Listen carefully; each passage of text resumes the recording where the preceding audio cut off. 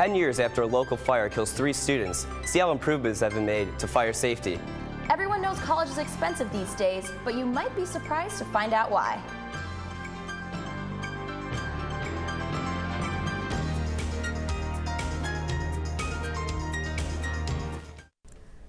Welcome to Oxford Weekly News. I'm Emily Baker. And I'm Mekenna Sandstrom. Our top story today, 2 students were found responsible for offensive vandalism discovered April 4th. I took a closer look at how the university is handling it. This is what Miami University police encountered late April 4th inside Wells Hall, a campus residence building. The bulletin board, scribbled in black marker, contained racial, anti-Semitic, and homophobic slurs. Miami University Police says a resident who lives in Wells reported the vandalism to her resident assistant not long after watching the suspects commit the crime. Soon after, 19-year-old Samir Lal and William Armour were caught and charged with criminal mischief. On April 7th, Oxford police encountered similar damage at 2 off-campus fraternity houses, Pi Kappa Alpha and Phi Delta Theta. Police do not believe Lal and Armour are connected to these incidents, and as of April 9th, there are no suspects. This prompted President David Hodge to send out a campus-wide email to notify Miami students and staff of the incidents. Hodge wrote, quote, "I am deeply disappointed that any of our students would choose deliberately to behave in such a reprehensible way and with so obvious an intent to offend or hurt." Miami spokeswoman Claire Wagner says neither of the incidents reflect Miami's character. It's a campus where we really stress respecting other people, learning from other people, being aware and open to opportunities to learn from each other. So to see denigrating words used about a variety of groups of people is quite disappointing. As of fall 2013, the total Miami-Oxford student population was approximately 81% white and unknown race, and about 19% non-white. But the numbers for bisexual students, Jewish students, and several other groups found on campus can vary. Black World Studies professor Rodney Coates says he wants the students who committed the vandalism to consider their audiences. And I would challenge them to think about why these groups at this time were selected. Okay, it's much like it's one thing for me to sell a joke on myself and my family. Okay, it's another thing for me to choose someone that I feel intimidated by. Coates also believes this is a challenge for the entire Miami community to tackle. And we need to understand and interrogate this. I think this is a good learning opportunity for these young men, but also the college campus. Since the incidents, Armour and Lal have withdrawn from the university. Samir Lal and William Armour will face a Butler County judge on third-degree misdemeanor charges within a few weeks, but will not face further university discipline. The Oxford Police Department recently found out that a local man was shipping more than birthday cards and care packages through the mail. Police came across a shipment of 4 pounds of marijuana on March 25th and acknowledges that this incident is part of a bigger problem for Butler County. Police Lieutenant John Jones says his officers routinely deal with various types of illegal drugs in the area. Butler County has drug issues, whether it be marijuana or heroin or meth. Our officers are finding heroin on the streets on a regular basis and meth. OPD and Oxford Postal Service say they are now keeping an eye out for suspicious packages. April 10th marks the 10th anniversary of a tragic day for the Oxford and Miami community. Oxford Weekly News reporter Benji Cohen joins us now to explain how the campus and community are remembering 3 lives cut short. Benji? Thanks, Emily. April 10th marks the 10-year anniversary of a fatal fire that killed 3 Miami students.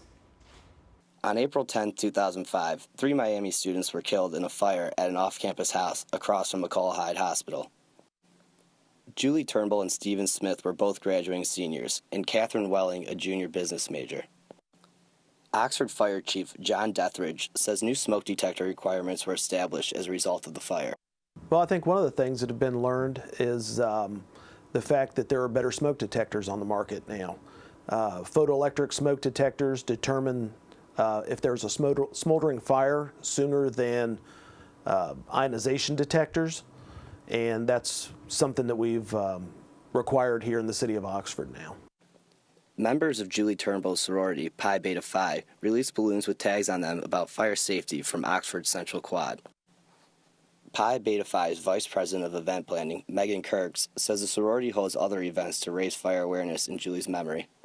For Mom and Dad's weekend, we kind of put on auctions. So like for Dad's weekend, we do bowling and they can donate money there for the Turnbull Foundation so that he can go and travel to raise awareness. And then Mom's weekend, we do a silent auction.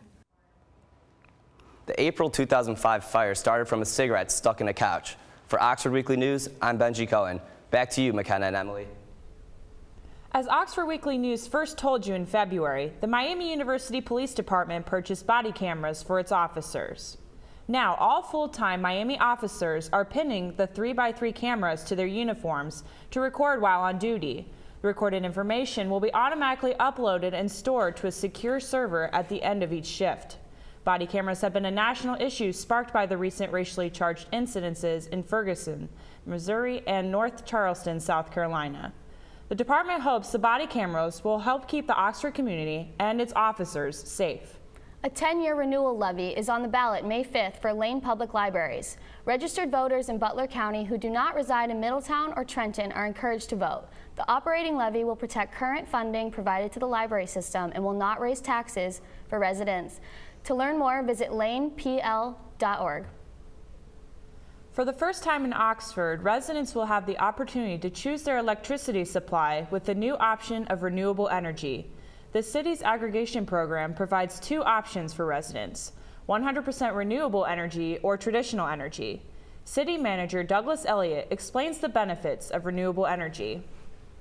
I think that speaks well for the community. We're very mindful of our effect on the environment, and I think recycling is a very good thing. If residents opt out of the program, Duke Energy Ohio will continue to provide their electricity. The Miami community welcomes a new company to Oxford to make it easier to get around town. Uber, a ride-sharing service that is popular in large cities, is coming to Oxford and smaller cities around the country as an alternative to taxi companies. Uber allows students to request rides from their smartphones and split fees with their friends through the app. The service is up and running, and Oxford residents can apply to drive on their website. Coming up on Oxford Weekly News, we'll look at the breakdown of students' tuition fees and what they're really paying for. Stay tuned. We'll be right back.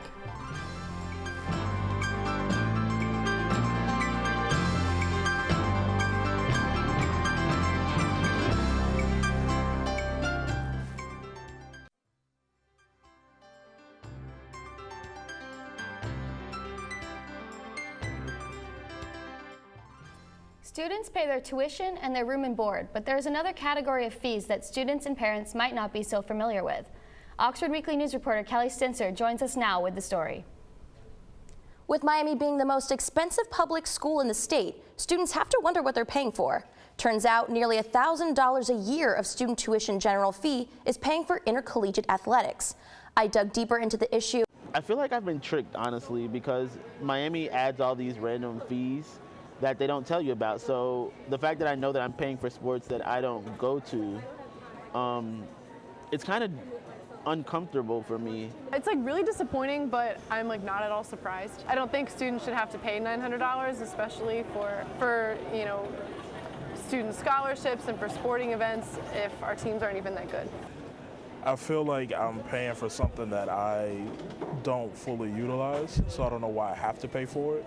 What's interesting is that although these three seniors don't think their general fee should be going to athletics, two of them didn't even know what their tuition covered. I know that it basically covers tuition and for your classes and room and board. Your classes, room and board. Room and board is actually separate from tuition and fees. Here's what tuition and fees actually covers. Tuition includes the instructional fee and the general fee. The instructional fee is associated with the cost to take a course, which mainly covers staff salaries. As for the general fee, here's a list of what is included under that umbrella, none of which is explicitly listed on a student's bill. The general fee is $1,860 a year, and $997 of that goes to athletics. That's over half, which leaves the remainder to be allocated to all of the other expenses. Nathan Lombardi is heading a task force of students and faculty to better allocate the funds within the general fee. And there isn't really any documentation that exists as to why that fee is there. I think it's been too heavily dictated by administrators and trustees that want their vision of the university and don't consider what students want as their vision for the university, and that's how those decisions got there. In the last 10 years, the expense for athletics has increased by 53%. David Ellis, Associate Vice President of Budgeting and Analysis, attributes the increase to a diminishing lack of state support. The revenue sharing programs and the revenue generating programs around intercollegiate athletics aren't quite as strong, and as a result there is a subsidy from student general fees of some amount across the other institutions as well. Over the course of 4 years, a student will pay almost $4,000 to athletics, and on top of that, $520 just for the Guggenheim Center. For a complete list of the general fee distribution, you can visit the Miami University Budget Office website. Reporting for Oxford Weekly News, I'm Kelly Stinser. Thanks, Kelly. Miami is saying thank you to a former Red Hawk football player and his wife for their impact on Miami athletics. Miami announced on April 1st that the indoor sports center just north of Yager Stadium will be named the David and Anita Dausch Indoor Sports Center. Miami Athletic Director David Saylor called the Dausches catalysts for several projects and is grateful for their commitment to David's alma mater. The ribbon-cutting ceremony for the building will be held on April 25th. Beginning in the fall of 2015, Talawanda School District will implement redistricting at the elementary level. The district has 3 elementary schools, Kramer, Bogan, and Marshall, with Kramer being the most overcrowded. The district hopes the numbers at each school can even out to about 400 to 450 students at each school. The changes will take place over the next 2 years and will come at no cost to taxpayers. Research out there about what the optimal class size is, and so that's really the desire of the district, is to do what's very best for students. And every time that we can make changes that will impact that optimal classroom size, of course we want to do that. Families who want to stay at the school that they are currently attending can do that as long as they provide their own transportation. In the fall, President Hodge created an alcohol task force to address the high-risk drinking on Miami's campus. Oxford Weekly News reporter Christine Zessen joins us now to explain their approach to the problem. The Alcohol Task Force recently released its report on high-risk drinking. I spoke to a couple task force members to hear what they had to say. Some sobering news in the 2015 Alcohol Task Force report. Miami surpasses the national average for high-risk drinking rates.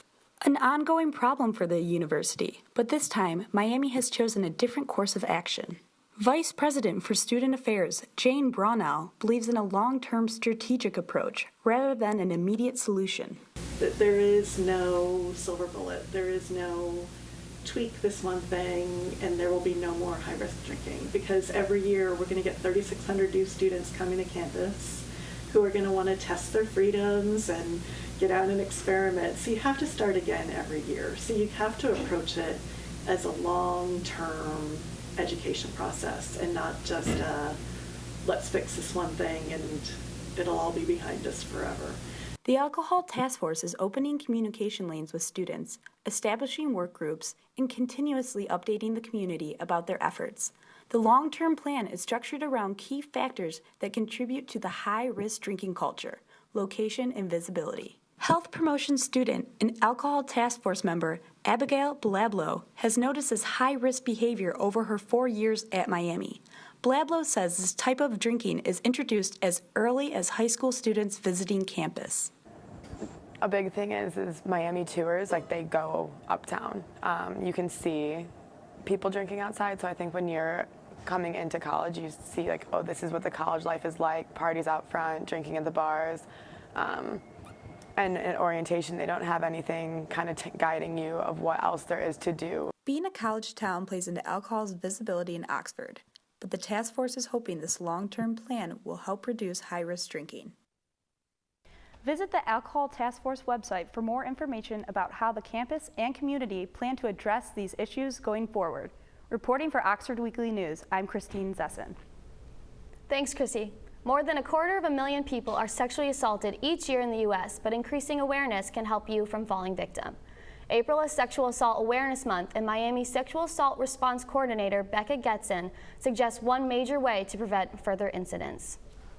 A lot of it is conversation, discussion. Different people are at different spots. Different people want to and are ready to discuss different things. So all those kind of things, and having that discussion of what actually is sexual misconduct and what is and is not okay. For more information concerning sexual assault prevention, contact Student Health Services or the Oxford Police Department. Miami's Department of Nursing has announced a proposal to add a Master of Science in Nursing as a degree option in Miami's graduate school. The program will be offered as both a part-time and a full-time program due to the high number of graduate students who would already be employed. Students who graduate from the program would have all the requirements to become a certified family nurse practitioner. The master's program would only be offered at Miami's regional campuses, just as the bachelor's degree in nursing currently is. Coming up on Oxford Weekly News, the Director of Career Services explains the current job market for graduating seniors. We'll be right back.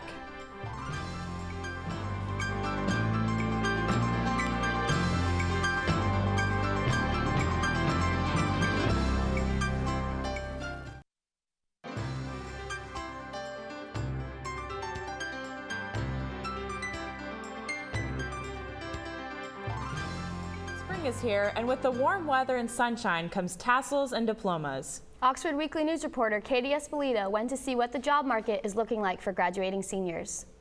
In a few short weeks, thousands of Miami seniors will be walking across the stage to receive their diplomas. But what is the job market like for these young professionals?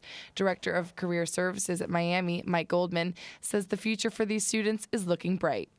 So across every sector of the economy, with a couple of exceptions, energy being one of them, we're seeing significant growth between 8 and 16% in growth in the number of new college graduates that employers are telling us they want to hire. Goldman says Career Services recently posted the results from the 2014 graduating class and found that roughly 98% of the graduates were employed or pursuing a graduate degree. This number is almost 40 points higher than the national employment rate for people ages 20 to 24, according to the Bureau of Labor Statistics. Goldman says one job field that's in high demand right now is teaching, and Miami's senior Lauren Olson has gotten multiple offers to teach high school English and says Miami prepared her for this next step. We have a lot of good programs. I think Miami's program does a great job of getting us in the classroom early. So I've been working in the classrooms and getting that career readiness since I was a freshman. Goldman says the reason for Miami's success in post-graduation employment is largely due to the way the university prepares its students and the experiences they have during their undergraduate careers. All of these experiences are teaching them precisely the skill sets, the critical thinking, the problem solving, the communication, the leadership skill sets that employers are telling us they can't find. And that's why more and more employers are coming to Miami year after year, because here they can find the talent they are looking for. Goldman says Miami has hosted a record number of employers at its career fairs this year, and there are a record amount of postings on CareerLink, giving Miami students more opportunity now than ever before to find employment. Reporting for Oxford Weekly News, I'm Katie Espolita. Career Services will host its teacher job fair on April 16th and is hosting many other events for graduating seniors over the course of the next few weeks and hopes to employ all of our seniors. Along with graduation and warm weather, Miami wants to remind its students and faculty this spring that Miami is a smoke and tobacco-free campus. Smokers and other tobacco users are not allowed to use tobacco products on Miami's properties, including smoking in their cars parked on campus. To find out more information about this policy, please visit the website below. Best-selling author and environmental advocate Bill McKibben came to Miami University April 8th to give a lecture called The Education of an Unlikely Activist. McKibben has written a dozen of books about the environment and spoke with students about his devastation about the ongoing effects of climate change. Climate change is happening faster and more powerfully than even the gloomiest scientists had expected. We're seeing massive changes in the Arctic, in the Antarctic, in the chemistry of the oceans. McKibben hopes Miami students will join the movement to fight climate change. Miami's Associated Student Government hosted first-round elections for student body president and vice president for the 2015-16 school year. Voting took place on April 8th and 9th to decide which two teams would go on to the runoff. After nearly 4,000 student votes, the two teams that will face each other in the runoff are Kevin Krumpak and Amy Berg versus Joe Parizek and Matt Kovezdi. Voting for the runoff will take place April 15th and 16th, where students can vote on the hub. Social media can be found in nearly all parts of our lives today, but not all people have the same experience. I spent the week hearing from students how different social media sites have affected their lives. Social media has become one of the main ways people communicate today. On a place like a college campus, social media is part of the experience, with students seemingly attached to their phones. Miami's manager of social media and a Miami graduate, Kelly Bennett, says the university saw a need for a social media presence in 2011 because of its growing importance. It was a big way to connect with the students. Since we were students in the class, I think it was much of our opinion and seeing that there was a need for it, and that this is the way that we are communicating as students at the time, and so I think that's kind of what drove the need for it. Relatively new to social media is an app called Yik Yak. Yik Yak is essentially a Twitter feed for your geographic area, but the posts are anonymous. Yik Yak is particularly popular at college campuses, but because of its anonymity, can sometimes be a place for negative or offensive comments. President of the Diversity Affairs Council, Magda Orlander, says Yik Yak's negativity can be exhausting. There's just a general animosity, aggressiveness there that as a student walking on this campus, you kind of feel it all the time, and you have to be very wary of where you go so you can avoid that. Not all spaces are hateful, of course, but a space like Yik Yak, if you have it on your phone, it will follow you wherever you go, right? Tasha Lomo, a junior at Miami, also feels that the anonymity of Yik Yak lets the platform become discriminatory. A lot of people feel like they can say whatever they want and not be held accountable for the things that they say. And for a while I deleted it because I felt so much negative energy from it. However, social media doesn't just cause negativity. Miami senior Gabriella Williams says social media like the blog To Write Love on Her Arms supported her during a difficult time. It's just helped me not feel alone when I have certain years throughout my life where I've had struggled with depression, and knowing that there's a community out there where they've had the same issues as me is really nice to know that I'm not alone. Whether good or bad, social media has a big role in people's lives today, especially college students. Bennett has learned in her position how far just one post can reach. It kind of is crazy how much of an impact you can have. One tweet can get retweeted hundreds and hundreds of times, and then you just know that that's going to all of their followers.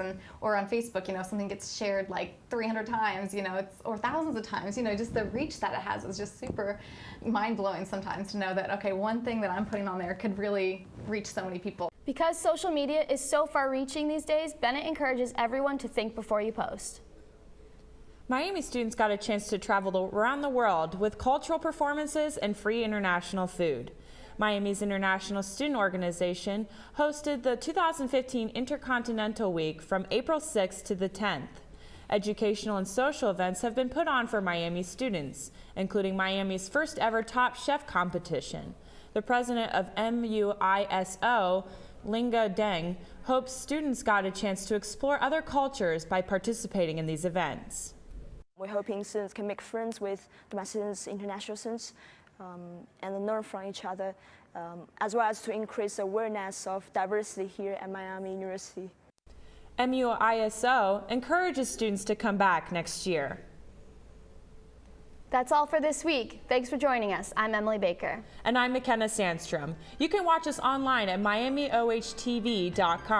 Also connect with us on Twitter and Facebook at Oxford Weekly News. Have a great week.